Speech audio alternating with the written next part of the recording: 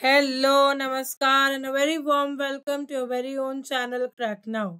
मैं हूं परनीत कौर और मैं जुड़ी हूं आज आपके साथ एक बहुत ही इम्पोर्टेंट, बहुत ही महत्वपूर्ण, बहुत ही क्रूशियल टॉपिक लेकर, जो है detailed summary of economic survey of India 2024-25 financial year fiscal year 2020-24 to 2025 का ESI जो इस साल 31 जनवरी को लॉन्च हुआ था, उसकी समरी पर आज हम चर्चा करेंगे। इंग्लिश मीडियम में ये क्लास रहेगी, हिंदी मीडियम वाले डिसअपॉइंट नहीं होंगे। कुमार पंकज सर जल्दी से जल्दी ये क्लास हिंदी मीडियम वालों के लिए भी लेकर आएंगे, ठीक है।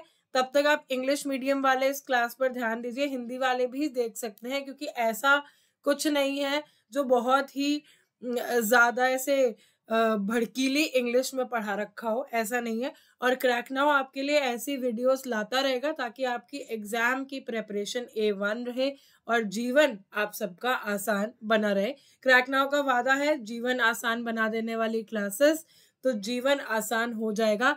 ऐसी इकोनॉमिक सर्वे की आज हम क्लास करेंगे, ठीक है जी। चलिए इकोनॉमिक सर्वे को देखते हैं। पहले तो समझते हैं इसका release. On 31st January 2025, the Economic Survey 2024-25 was presented in the Parliament by Union Finance Minister Nirmala Sitharaman। ठीक है जी। 31 जनवरी 2025 को ये इकोनॉमिक सर्वे प्रेजेंट हुआ था पार्लियामेंट में। किसने किया था? हमेशा यूनियन फाइनेंस मिनिस्टर ही ये इकोनॉमिक सर्वे प्रेजेंट करता है। निर्मला सीतारमन जी ने ये 31 जनवरी को प्रेजेंट किया था। इसमें क्या है? This has the road map for reforms and development, जो हमारे यूनियन बजट 2025-26 का बेसिस बनेगा, ठीक है जी। उसमें एक नक्शा दिखाया जाता है कि हमारी रिफॉर्म्स और डेवलपमेंट कैसी रहेगी, क्या होगा। तो और ये यूनियन बजट का एक बेस बन जाता है जो हमारा इकोनॉमिक सर्वे होता है। सर्वे यानी किसी चीज का मूल्यांकन करना, किसी चीज को देखना, ठीक है। तो हम बेसिकली अपने इंडिया की जो आर्थिक स्थिति है उसका सर्वे करते हैं, उसका मूल्यांकन करते हैं, उस पर आधारित बजट बनता है हर साल। तो जो इकोनॉमिक सर्वे है वो यूनियन बजट बनाने में मदद करता है। और एक बात हम अपने जहन में बिल्कुल ताला लगा लेंगे कि इकोनॉमिक सर्वे जो है वो बजट के हमेशा एक दिन पहले प्रेजेंट किया जाता है, ठीक है जी। चलिए ये बातें हमने समझी रिलीज के बारे में। अब इकोनॉमिक सर्वे के बारे में हम कुछ जरूरी बातें जो है एग्जाम पॉइंट ऑफ व्यू से जान लेते हैं। ये एनुअल रिपोर्ट है, यानी सालाना है, हर साल आती है। गवर्नमेंट प्रेजेंट करती है यूनियन बजट से पहले। और क्या एसेस होता है, किस चीज का मूल्यांकन किया जाता है? Economic condition of India, India की यानी भारत की आर्थिक स्थिति जो है उसका मूल्यांकन ये रिपोर्ट करती है। सालाना है, हर साल एक बार ये रिपोर्ट आती है। और कब आती है? बजट से एक दिन पहले, यानी 31 जनवरी को हर साल ये रिपोर्ट रिलीज करी जाती है, ठीक है। कौन प्रिपेयर करता है इस रिपोर्ट को? इकोनॉमिक डिवीजन करती है। किस मिनिस्ट्री की? फाइनेंस मिनिस्ट्री की।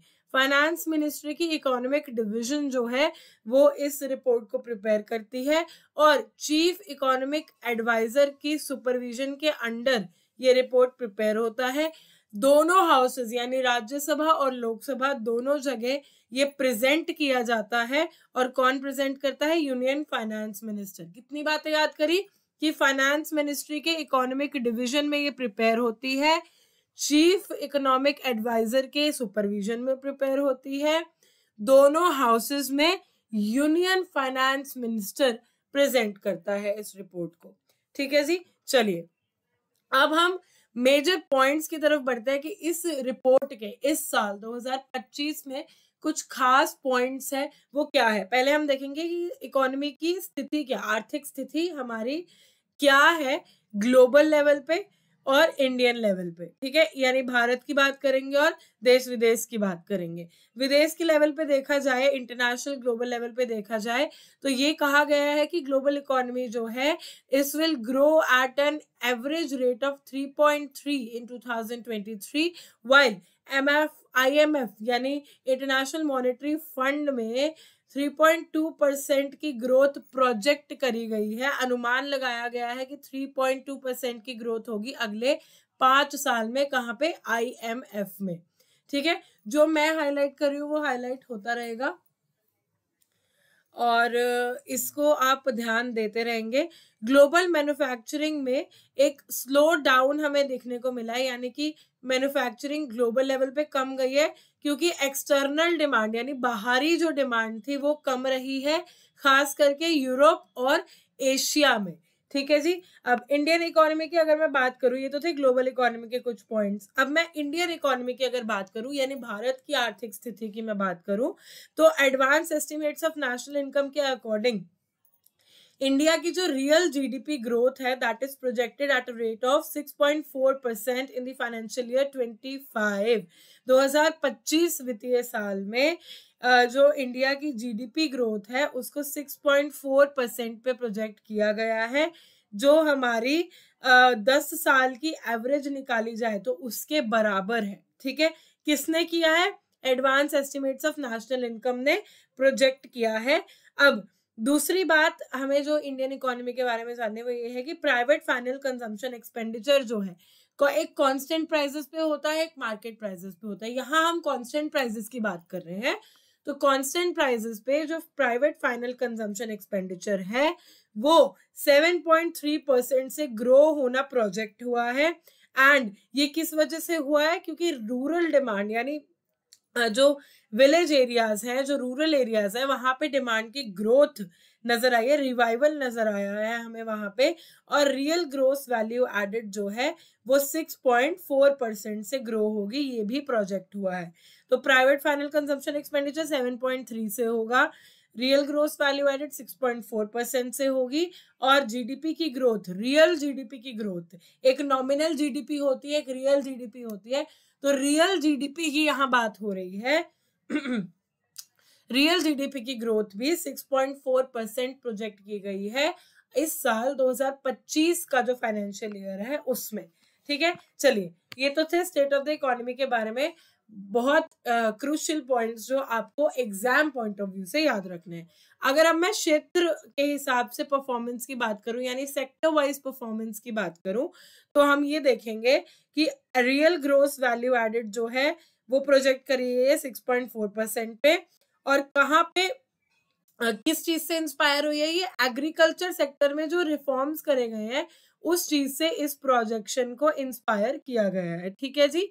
अब एग्रीकल्चर सेक्टर की अगर मैं बात करूं तो इसकी ग्रोथ प्रोजेक्शन है 3.8% और इसमें इम्प्रूवमेंट्स जो है वो एक्सपेक्ट करे जा रहे हैं, आशा की जा रही है कि बहुत सारी चीजें जो हैं वो बढ़ेंगी, इम्प्रूव होंगी। इंडस्ट्रियल सेक्टर की अगर बात की जाए तो 6.2% का ग्रोथ प्रोजेक्शन है 2024-25 के फाइनेंशियल ईयर में। Construction, electricity, water supply, gas और अदर यूटिलिटीज, बाकी बहुत सारे ऐसे यूटिलिटीज हैं जो हमें डेली लाइफ में चाहिए होते हैं, उस चीज से इस ग्रोथ को सपोर्ट किया गया है और इसीलिए 6.2% पे ये प्रोजेक्ट की गई है। सर्विस सेक्टर की अगर मैं बात करूं तो 7.2% के प्रोजेक्शंस यहाँ दिखाई देते हैं और ये फाइनेंशियल और रियल एस्टेट सर्विसेज में एक्टिविटी बहुत ज्यादा बढ़ी है, बिजनेस सर्विसेज में बढ़ोतरी हुई है, पब्लिक एड और डिफेंस में काफी बढ़ोतरी नजर आई है, upward arrows, green flag energy हमें हर जगह नजर आई है, तो इसलिए ये प्रोजेक्शंस भी बढ़िया है, इसमें भी एक्टिविटी खूब खास ग्रीन फ्लैग जैसी नजर आई है। ये थी सेक्टर वाइज परफॉर्मेंस, इसको आप याद कर लो, ये एग्जाम पॉइंट ऑफ व्यू से है थोड़ा सा इंपॉर्टेंट। चलो अब हम कुछ की फैक्ट्स देखेंगे इस बार के इकोनॉमिक सर्वे के। इकोनॉमिक सर्वे कहता है कि जो रिटेल हेडलाइन इन्फ्लेशन है, ठीक है, जिसको हम सीपीआई से मेजर करते हैं, जो हमारा कंज्यूमर प्राइस इंडेक्स होता है। अब कंज्यूमर प्राइस इंडेक्स पूछोगे परनीत मैम क्या होता है? कंज्यूमर प्राइस इंडेक्स वो इंडेक्स होता है जो मेजर करता है कि देश भर के सारे कंज्यूमर्स जो हैं वो किस प्राइस पे चीज खरीदना पसंद करते हैं, उसको हम सीपीआई बोलते हैं। जो इन्फ्लेशन है जिसको हम इस चीज से मेजर करते हैं उसमें डिक्लाइन नजर आया है, कितना? 5.4% से वो 4.9% रह गई है। ठीक है जी। और केपेक्स जो है यानी कैपिटल एक्सपेंडिचर, जो एक्सपेंडिचर परमानेंट एसेट्स पे खर्च किया जाता है, वो स्टेडली इम्प्रूव हुआ है। जनरल इलेक्शंस के बाद कैपिटल एक्सपेंडिचर जो है 8.2% से इंक्रीज होता हुआ नजर आया है 2024 जुलाई से नवंबर से लेकर। एनुअल बेसिस पे ये 8.2% से इंक्रीज नजर आया है। ठीक है। इंडिया का 7th लार्जेस्ट शेयर है ग्लोबल एक्सपोर्ट्स में, और ग्लोबल कंपेटिटिवनेस दिखाता है इंडिया की। ये एक्सपोर्ट सेक्टर में इंडिया अभी भी बहुत आगे है। 7वें नंबर का लार्जेस्ट शेयर होना मतलब बहुत बड़ी बात होना है। तो ग्लोबल एक्सपोर्ट सर्विसेज में इंडिया काफी आगे है। ये बात हमारा इकोनॉमिक सर्वे हमें बताता है, हमारा गर्व से सर ऊंचा करता है। चलो की फैक्ट्स के अगले स्लाइड पे जाते हुए, इकोनॉमिक सर्वे के अकॉर्डिंग फिस्कल डेफिसिट जो है वो 6.4% था पिछले वित्तीय साल में, जो 5.6% रह गया है, यानी कि डिक्लाइन हुआ है, कम हुआ है। गर्व की बात। ग्रीन फ्लैग एनर्जी, ग्रीन लिखा मैंने जी। चलो अनएम्प्लॉयमेंट रेट ये भी कम हो गया। 15 साल और ऊपर के लोगों के लिए 6% से ये 3.2% रह गया, यानी करीबन आधा रह गया है। ठीक है। 2017-18 से 2023-24 का कंपैरिजन किया गया है तो करीबन आधा रह गया है ये 6 सालों में।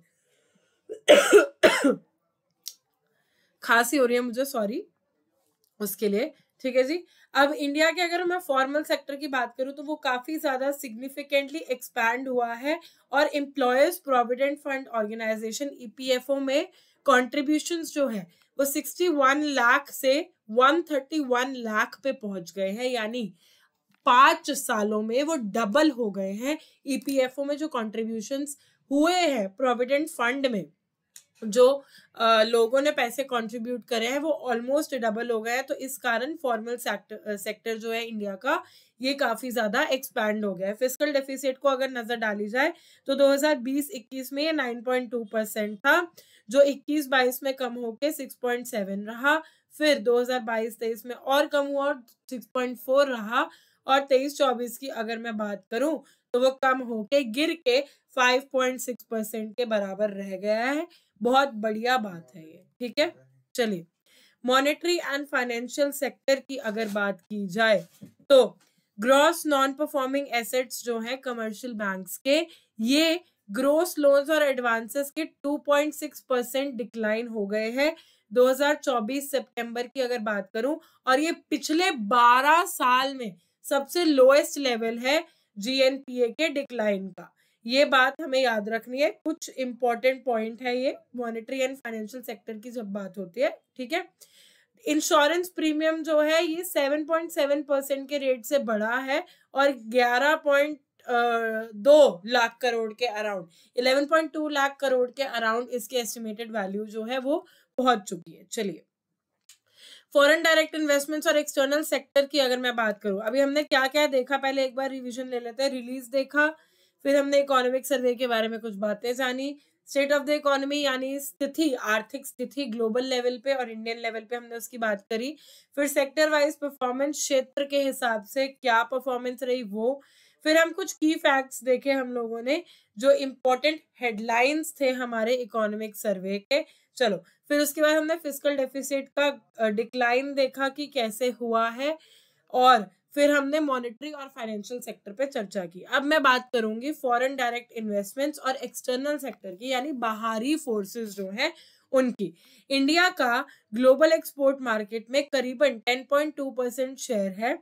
मार्केट किस चीज की है? टेलीकम्युनिकेशंस की है, कंप्यूटर की और इंफॉर्मेशन सर्विसेज सेक्टर की है। यूएनसीटैड के अकॉर्डिंग इंडिया जो है इस सेक्टर में सेकंड रैंक करता है। ठीक है। ग्लोबल एक्सपोर्ट मार्केट में इंडिया की रैंक जो है वो सेकंड है, तो अच्छा खासा इंडिया का जो है नंबर है। ठीक है। चलो ग्रोस फॉरेन डायरेक्ट इन्वेस्टमेंट जो है इंक्रीज हो रही है 47.2 बिलियन डॉलर से almost 55.6 billion dollar.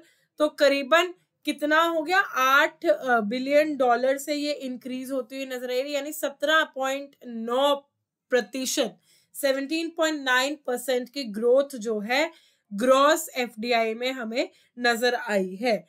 Foreign exchange reserve जो है वो दिसंबर के एंड पे कितने थे? 640.3 बिलियन डॉलर्स। ठीक है, ये तो थी बात एफडीआई और एक्सटर्नल सेक्टर की। 10.2% शेयर ग्लोबल एक्सपोर्ट मार्केट में।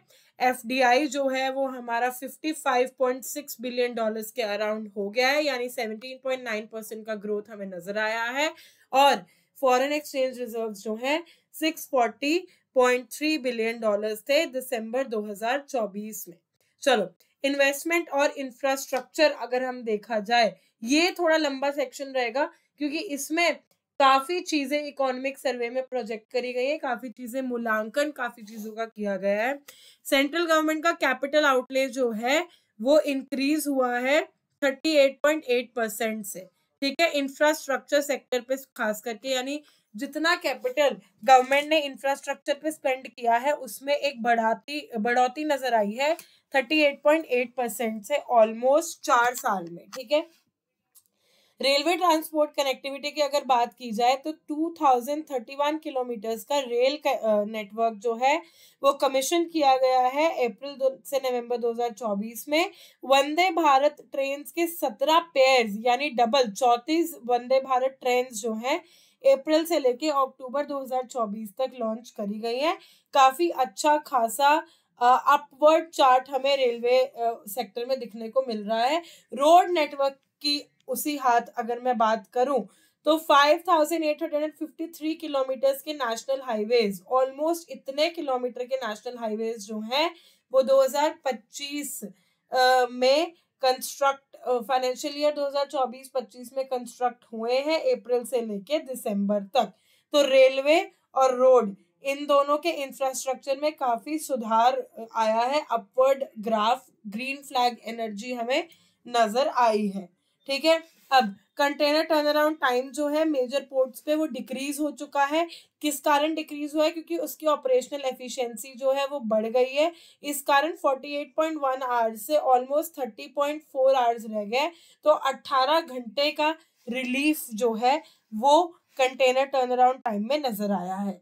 इन्वेस्टमेंट एंड इंफ्रास्ट्रक्चर को कंटिन्यू करते हैं। रिन्यूएबल एनर्जी जो है उसकी कैपेसिटी, इंस्टॉल्ड कैपेसिटी जो इंस्टॉल हो चुकी है वो बढ़ी है 47% हो गई है बढ़ के। और विंड और सोलर एनर्जी की अगर बात करी जाए तो बढ़ती हुई नजर आ रही है। अभी तक 15.8% का upward graph renewable energy capacity from solar and wind power में नजर आया है।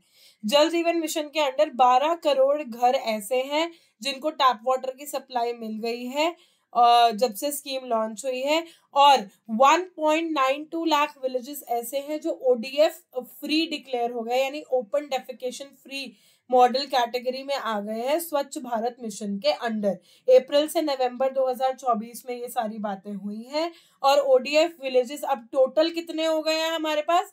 3.64 लाख के अराउंड इनका नंबर पहुंच गया है। 89 लाख के करीब हाउसेस जो है वो अर्बन एरियाज में बने हैं। किस योजना के अंडर? प्रधानमंत्री आवास योजना के अंडर ये घर बनाए गए हैं। चलो, ये थी हमारी इन्वेस्टमेंट एंड इंफ्रास्ट्रक्चर की बात। अब मैं अगर बाकी सेक्टर्स की बात करूं और जो क्षेत्र बचे हैं उनकी अगर बात करी जाए तो उसमें सबसे पहला है इंडस्ट्री सेक्टर। ऑटोमोबाइल सेक्टर में सेल्स 12% से बढ़ी है, 12.5% से बढ़ती हुई नजर आई है। सर्विसेज सेक्टर की अगर मैं बात करूं तो इंडिया 7वें नंबर पर रहा है ग्लोबल एक्सपोर्ट में, 4.3% शेयर रहा है ग्लोबल सर्विस एक्सपोर्ट में। ठीक है, सर्विस एक्सपोर्ट की जो ग्रोथ है वो 5.7 से ऑलमोस्ट 12.8% की जो ग्रोथ है वो प्रोजेक्ट की गई, यानी ऑलमोस्ट डबल ग्रोथ इस सेक्टर में प्रोजेक्ट करी जा रही है। इंडियन रेलवेज में 8% की ग्रोथ हुई है ट्रैफिक में, यानी वहां पे उसकी सर्विसेज यूज करने वाले लोगों का ट्रैफिक जो है वो बढ़ा है। ठीक है, 8% से। टूरिज्म सेक्टर की जो जीडीपी में कंट्रीब्यूशन है वो 5% तक पहुंच गई है, जो प्री पैंडेमिक लेवल था। 2020 के पहले जो टूरिज्म सेक्टर का कंट्रीब्यूशन था जीडीपी में वो ऑलमोस्ट 5% के बराबर था। और अब फिर वही स्थिति वापस आ गई है after so many years of pandemic. 4 साल पैंडेमिक के बाद अब ये स्थिति वापस आई है कि टूरिज्म ने भी उतना ही कंट्रीब्यूट करना शुरू कर दिया है। आगे के सेक्टर्स की मैं बात करूं तो एग्रीकल्चर और फूड मैनेजमेंट सेक्टर हमारा एक बहुत ही इम्पोर्टेंट, बहुत ही महत्वपूर्ण सेक्टर है। खास करके उन स्टेट्स के लिए ये बात इंपॉर्टेंट है जहाँ पे एग्रीकल्चर का दबदबा है। Agriculture is the primary activity that they undergo. ठीक है, एग्रीकल्चर और एलाइड सेक्टर्स जो उससे जुड़ी संबंधित सेक्टर्स हैं वो 16% कंट्रीब्यूट करते हैं जीडीपी पे। ठीक है, कौन कौन से सेक्टर्स है? हॉर्टिकल्चर, लाइवस्टॉक और फिशरीज जो है, इन लोगों ने एग्रीकल्चर सेक्टर की ग्रोथ के लिए एक बहुत इंपॉर्टेंट रोल प्ले किया है। ठीक है, फिशरीज यानी फिश जो कल्टीवेट करी जाती है उसमें काफी ज्यादा एनुअल ग्रोथ रेट नजर आया है। कितना आया है? 8.7% का ग्रोथ रेट हमें नजर आया है। खारिफ फूड ग्रेन्स में कितना एक्सपेक्ट कर रहे हैं ये पहुंचना? 61,647.05 लाख मेट्रिक टन के अराउंड वो पहुंच जाएगा, यानी 89.37 लाख मेट्रिक टन की जो ग्रोथ है वो खारिफ फूड ग्रेन की प्रोडक्शन में हमें नजर आई है। 31 अक्टूबर को रिकॉर्ड करा गया डाटा हमें ये बताता है कि 11 करोड़ से ज्यादा फार्मर्स ने पीएम किसान स्कीम के अंडर बेनिफिट लिया है और 23.61 लाख फार्मर्स जो हैं पीएम किसान मानधन के अंडर एनरोल्ड भी हैं। ठीक है, नए फार्मर्स जो है वो एनरोल हुए हैं। ये थी एग्रीकल्चर और फूड मैनेजमेंट की बात। अब मैं क्लाइमेट और एनवायरनमेंट की बात करूं तो इंडिया ने ऑलमोस्ट 2,13,701 मेगावाट एनर्जी इलेक्ट्रिसिटी जो है वो नॉन फॉसिल फ्यूल सोर्सेज से प्रोड्यूस करी है। कितनी? 2,13,701 मेगावाट, जो 46.8% है पूरी टोटल कैपेसिटी का। ठीक है, अपडेट किया गया है एनडीसी टारगेट जो है 50% रीच करना है हमें 2030 तक। 2025 में हमारा ऑलमोस्ट 46.8% जो है वो रीच हो चुका है। काफी बढ़िया बात, लेट्स गिव अ अपलॉज। अब मैं सोशल सेक्टर की अगर बात करूं तो गवर्नमेंट का जो शेयर है हेल्थ एक्सपेंडिचर में वो 29% से 48% पे बढ़ गया है। 2015 से 2022 तक अगर हम इसकी ग्रोथ जो है वो नोट डाउन करें, उसका स्टार्ट्स अगर हम सामने लेकर आए। ठीक है, अब कुछ ही सेक्टर हमारे बचे हैं। अब बचा एम्प्लॉयमेंट एंड स्किल डेवलपमेंट। जैसे कि मैंने बताया अनएम्प्लॉयमेंट रेट जो है वो 6% से 3.2% रह गया, यानी कि ऑलमोस्ट आधा, हाफ रह गया है। टैक्स रेवेन्यू और फिस्कल ट्रेंड्स की अगर मैं बात करूं तो स्टेट रेवेन्यू एक्सपेंडिचर जो है वो 12% से इंक्रीज हुआ है। सब्सिडीज जो है वो 25.7% से इंक्रीज हुई है और कमिटेड लाइबिलिटीज जो है वो 10.4% से इंक्रीज होती हुई नजर आई है। ठीक है जी, ये बात थी अदर सेक्टर्स की। अब ये लास्ट में आप लोगों के लिए एक डायग्राम मैं लेके आई हूँ इकोनॉमिक सर्वे की। ठीक है, ये हम देखेंगे कि क्या है। जीडीपी ग्रोथ हमें इसमें नजर आ रही है, फूड ग्रेन की प्रोडक्शन हमें इसमें नजर आ रही है, कैपिटल एक्सपेंडिचर की ग्रोथ हमें नजर आ रही है, इंडस्ट्रियल प्रोडक्शन नजर आ रही है, फॉरेन रिजर्व एक्सचेंज रिजर्व्स है और फिस्कल डेफिसिट है। ये डायग्राम अगर आप लोगों ने पढ़ ली तो मतलब रामबाण ढूंढ लिया अपने इकोनॉमिक सर्वे को याद करने के लिए। तो ये पीडीएफ आप लोगों के साथ शेयर कर दिया जाएगा, जाकर इस डायग्राम को 50 बार देख लेना और जहन में इसका रट्टा लगा लेना ताकि इकोनॉमिक सर्वे जो है वो आपकी टिप्स पे हो जाए। और बहुत ही जल्द पंकज सर इसकी एक हिंदी मीडियम वालों के लिए भी वीडियो लेकर आएंगे और ऐसी ही वीडियोस के साथ क्रैक नाउ आपका जीवन आसान बनाने का वादा पूरा हमेशा करता रहेगा। मिलते हैं अगली वीडियो में। टाटा बाय बाय, ध्यान रखिए, जय हिंद।